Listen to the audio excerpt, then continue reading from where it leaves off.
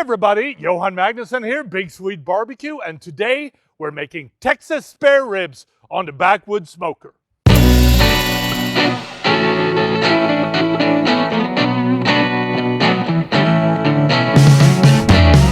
So I got two beautiful prairie fresh spare ribs here, and the first thing that we want to do is trim them up a little bit. So here's what we're going to do.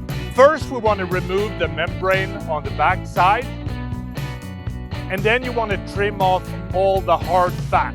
And then the only thing that we're going to do is just trim off a little bit of the flap as well, and then they're ready for seasoning. So we now have two beautiful racks of ribs, and it's now time to season it. And since we're going Texas style, that means salt, pepper, garlic. So this is what we're going to do. So we're going to mix 2 parts of our Big Swede Barbecue Badass Texas food with 1 part of coarse Cherry black pepper. You want to mix this in a container and then pour it into the shaker. Then we're going to generously season both sides of the ribs. Then you want to let this sit for 45 minutes. So in order to get some really good Texas flavors into these ribs, we're going to use post oak and pecan wood chunks. So it's time to get the backwood fired up. This is how we do it. Start by filling up the charcoal basket with some B&B oak charcoal.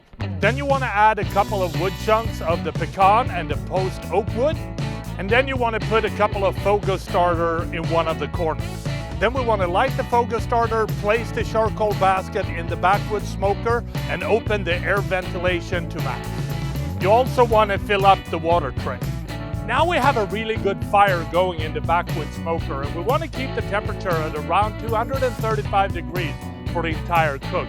So it's time to move the ribs over to the rack, and then we're going to put them in the Backwood Smoker. And then we're going to start by smoking them uncovered for 3 hours.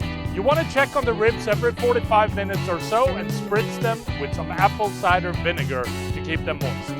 So while we're waiting for the ribs to be ready to wrap, it's time to make the barbecue glaze, and this is how we're going to do it.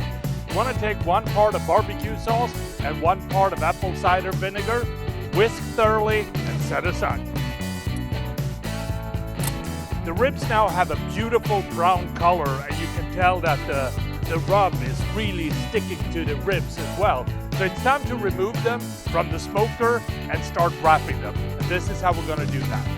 You want to place the rib in a double foiled aluminum wrap, and then we're going to glaze the back side first, flip it over, and glaze the meat side.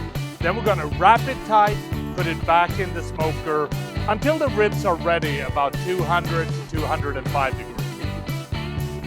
It's been about 2 hours and the ribs are ready, so it's time to remove them from the grill. Then we're going to unwrap the aluminum foil, let some steam out, and then we're going to let the ribs rest for about 15 to 20 minutes. And that is how you make Texas spare ribs on the Backwood Smoker. I think the only thing left for me to do is to try these and see what they taste like.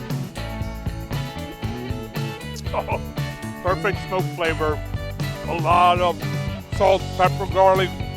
It's just really good. I hope you try it at home. Happy grilling.